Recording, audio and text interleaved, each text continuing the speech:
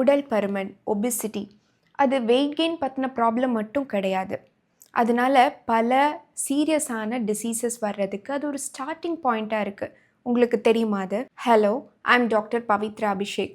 இன்னைக்கு weight gain அதாவது உடல் பருமன் ஒபிசிட்டி அப்படிங்கிறது நம்ம வாழ்கிற இந்த லைஃப் ஸ்டைலில் சின்ன குழந்தைங்கள்லேருந்து பெரியவங்க வரைக்கும் அது ஒரு சீரியஸான ஹெல்த் ப்ராப்ளமாக இருக்குது. ஸோ அது எதனால் வருது, நம்ம எப்படி ப்ரிவெண்ட் பண்ணலாம் அப்படிங்கிறத இந்த வீடியோவில் நம்ம பார்க்கலாம். வெறும் உடல் எடை கூடுறது மட்டும் நம்ம உடல் பருமன் அப்படின்னு சொல்கிறது இல்லை.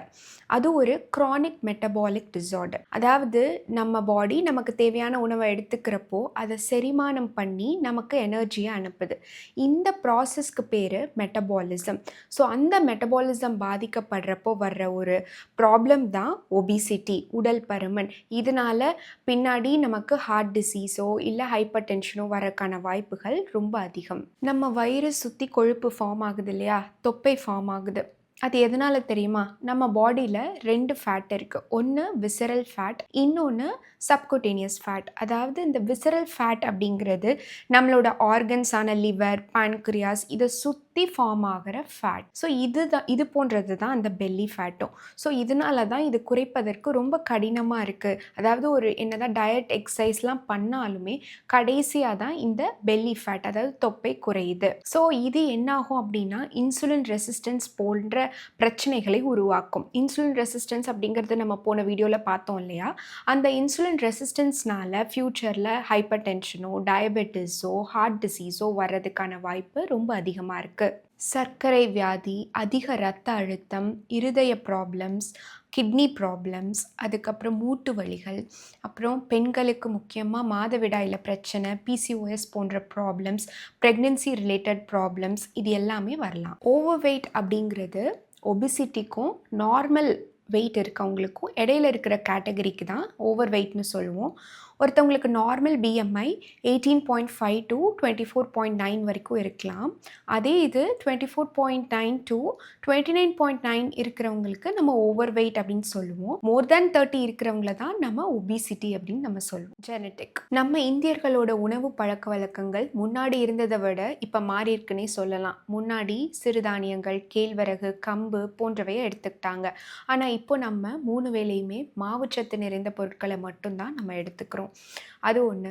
அதுக்கப்புறம் ஃபிசிக்கல் ஆக்டிவிட்டி ரொம்ப கம்மியாக இருக்குது, செடென்ட்ரி லைஃப் ஸ்டைல். அதுக்கப்புறம் பார்த்திங்கன்னா ஜெனட்டிக்காகவும் இருக்கலாம். கேலோரி டெஃபிசிட் அது ரொம்ப இம்பார்ட்டன்ட். நீங்கள் டெய்லியும் எடுத்துக்கக்கூடிய சாப்பாடில் டோட்டல் கேலோரிஸை கம்மி பண்ணி எடுத்துக்கலாம். மாவுச்சத்தை கம்மி பண்ணலாம். அதுக்காக நான் அக்ரெசிவாக ஒரே டைமில் நான் கார்ப்ஸே எடுத்துக்காமல் இருக்கிறேன் அப்படின்னு நீங்கள் ஃபாலோ பண்ணக்கூடாது. ஏன்னா அது உங்களோட கிரேவிங்ஸ் அண்ட் ஸ்ட்ரெஸ் லெவல்ஸை இன்னும் இன்க்ரீஸ் பண்ணும். அப்போ ஸ்ட்ரெஸ் ஹார்மோன் லைக் கார்டிசால்லாம் இன்க்ரீஸ் ஆகும். அப்போ இன்னும் தான் உங்களுக்கு உடல் பருமன் ஸ்ட்ரெஸ்னால வர்றதுக்கான காரணமாக இருக்கும். எல்லா வகையான மாவுச்சத்து கார்ப்ஸுமே கெடுதல் கிடையாது. அதாவது நம்ம என்ன டைப் ஆஃப் கார்ப்ஸ் எடுத்துக்கிறோம் அப்படிங்கிறத பொறுத்து இருக்குது.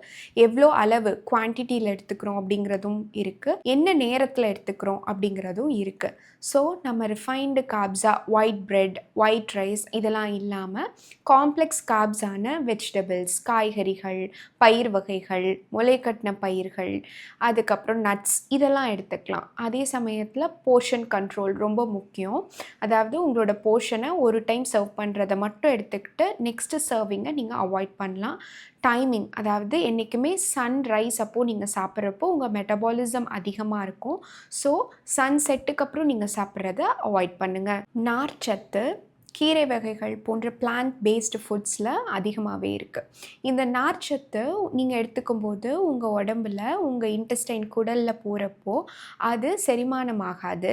அது என்ன பண்ணுது அப்படின்னா தேவையில்லாத கொழுப்புகள் மற்றவையெல்லாம் அப்சார்ப் ஆகாமல் பார்த்துக்குது.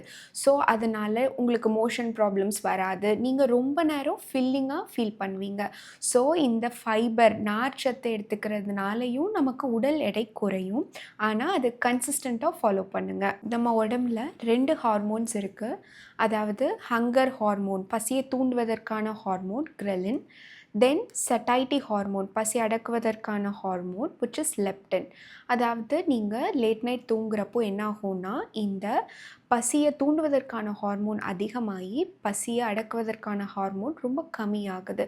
ஸோ அதனால் உங்களுக்கு அதிகமாக பசி எடுக்கும். ஸோ நீங்கள் நிறைய சாப்பிடுவீங்க. ஸோ இதனாலையும் வெயிட் கெயின் வர்றதுக்கான ரீசன் அதிகம். கூல் ட்ரிங்க்ஸ் மாதிரியான குளிர்பானங்களில் அதிக சுகர் கண்டென்ட் இருக்குது. அதுக்கப்புறம் அதில் எந்த விதமான புரதச்சத்தும் நார்ச்சத்துமே கிடையாது. அது வெறும் எம்டி கலோரிஸ் தான் உங்களுக்கு தரும். அதனால உங்களுக்கு எப்போவுமே பசி அடங்காது. ஸோ அதனாலேயும் வெயிட் கெயின் வரலாம். ஃபர்ஸ்ட் உங்களோட டயட் தான். அதுதான் 60% ரீசன். ஓகேங்களா? Diet control is must. அதுக்கப்புறம் வாக்கிங் கண்டிப்பாக டெய்லியும் ஒரு 30 மினிட்ஸ். அது brisk walking is so important. அதுக்கப்புறம் பார்த்திங்கன்னா, நீங்கள் சாப்பிட்டதுக்கப்புறம் ஒரு 5 மினிட்ஸ் வாக்கும் உங்களுக்கு நல்ல ஹெல்ப் பண்ணும். ஆனால் நீங்கள் ஜிம் போய் ஒர்க் அவுட் பண்ணுறப்ப உங்களோட மசில் ஸ்ட்ரென்தன் ஆகும். ஸோ மசிலையும் அது ப்ரொடெக்ட் பண்ணும். ஸோ ஜிம் போகணும்னு அவசியம் இல்லை, பட் போனால் நல்ல ரிசல்ட் இருக்கும். ஒரு டேயில் இருக்க 24 ஹார்ஸில் 12 ஹார்ஸ் நீங்கள் ஃபாஸ்டிங் இருங்க, 12 ஹார்ஸ் நீங்கள் சாப்பிடலாம். அதுவும் டே டைமில். ஸோ இப்படி பண்ணுறப்போ நம்ம பாடி அதுக்கு தேவையான எனர்ஜியை ஃபேட்லேருந்து எடுத்துக்கலாம் தேவைப்படுறப்போ. அதே சமயத்தில் உங்கள் மெட்டபாலிசமும் ரொம்ப பூஸ்ட் ஆகும். ஸோ அது வெயிட் லாஸ்க்கு கண்டிப்பாக ஹெல்ப் பண்ணும். உங்களுக்கு டயபெட்டிஸ் அந்த மாதிரி ப்ராப்ளம்ஸ் இருந்துச்சுன்னா உங்கள் டாக்டரை கன்சல்ட் பண்ணிக்கோங்க. இப்போ இருக்க ஸ்கூல் கோயிங் கிட்ஸ் குழந்தைகளுக்கு உடல் பருமன் அதிகமாக வருது. அதுக்கான காரணம் என்னென்னா, அதிகப்படியான பேக்கெட்டட் ஐட்டம்ஸ், ஜங்க் ஃபுட் சாப்பிட்றது. அதுக்கப்புறம் ஃபிசிக்கல் ஆக்டிவிட்டி ரொம்ப கம்மியாக இருக்குது. அவுட்டோர் கேம்ஸ் இல்லாமல் எல்லாமே indoor games and screen time அதிகமாகிருச்சு. ஸோ கண்டிப்பாக உங்கள் குழந்தைங்களுக்கு ஹெல்த்தியான டயட்டும் அவுட்டோர் கேம்ஸ் நிறைய ஃபிசிக்கல் ஆக்டிவிட்டி இருக்கிற மாதிரி பார்த்துக்கோங்க. நம்ம உடம்புல உடல் பருமன் அதிகமாக இருக்கிறவங்களுக்கு கெட்ட கொழுப்பு, அதாவது எல்டிஎல் அதிகமாகவும் நல்ல கொழுப்பு ஹெச்டிஎல் ரொம்ப கம்மியாகவும் ஆயிடுது. அதனால அது இரத்த குழாய்களை சுற்றி படியும் போது உள்ளே இருக்கிற ரத்தம் மற்ற ஆர்கன்ஸ்க்கு போய் சேர்றதுக்கான ப்ரெஷர் அதிகமாகுது. அதுதான் இன்க்ரீஸ்ட் பிளட் ப்ரெஷர், அதாவது பிபி, ஹைப்பர் டென்ஷன்னு சொல்கிறோம். அதனால ஹார்ட் ப்ராப்ளம்ஸோ ஸ்ட்ரோக்கோ வர்றதுக்கான வாய்ப்பு ரொம்ப ஜாஸ்தியாகுது. நீங்கள் லேட் நைட் சாப்பிடும்போது உங்களோட மெட்டபாலிசம் ரொம்ப கம்மியாக இருக்கும். அது போக நீங்கள் ரொம்ப கெட்டதான ஸ்நாக்ஸு, பேக்கெட்டட் ஐட்டம்ஸ்லாம் சாப்பிட்றப்போ அதுக்கான டைஜஷன் ரொம்ப ஸ்லோவாக இருக்கும். அப்புறம் உங்களோட ஸ்லீப் சைக்கிளும் மாறும். அந்த பாடி வந்து எனர்ஜியை டைஜஷனுக்கு யூஸ் பண்ணிகிட்ருக்கப்போ உங்களுக்கு ஸ்லீப் கண்டிப்பாக கரெக்டாக வராது. ஸோ ஸ்லீப் சைக்கிளும் மாறும். அதனால் நீங்கள் அடுத்த நாள் உங்களுக்கு அதிகப்படியான பசி, ஆல்டர்ட் மெட்டபாலிசம்லாம் இருக்கும். ஸோ லேட் நைட் சாப்பிட்றது அவாய்ட் பண்ணுங்கள். ஃபஸ்ட்டு ஒரு ஃபுல் கிளாஸ் ஆஃப் வாட்டர், நல்ல தண்ணி குடிங்க. Main reason for mid night cravings பார்த்தீங்க அப்படின்னா டீஹைட்ரேஷனாக இருக்கலாம். ஒரு 15 மினிட்ஸ் வெயிட் பண்ணுங்கள். அப்புறமும் திருப்பியும் உங்களுக்கு ரொம்ப பசிக்குது அப்படின்னா கண்டிப்பாக நீங்கள் அந்தன்னைக்கு எடுத்துக்கிட்ட டின்னர் உங்களுக்கு போதுமானதாக இல்லை. அதாவது உங்களோட டின்னரில் நிறைய ப்ரோட்டீன்ஸ், புரதச்சத்து, நார்ச்சத்து இருக்கிற உணவு வகைகளாக எடுத்துக்கோங்க. ஸோ உடல் பருமன், ஒபிசிட்டி அது ஒரு அப்பியரன்ஸ்க்கான ப்ராப்ளம் மட்டும் கிடையாதுங்க. அது உங்களோட ஃப்யூச்சரில் வர டிசீஸை ப்ரிவெண்ட் பண்ணுறதுக்கான ஹெல்த் அலாம் தான். So stay fit, stay healthy. Thank you.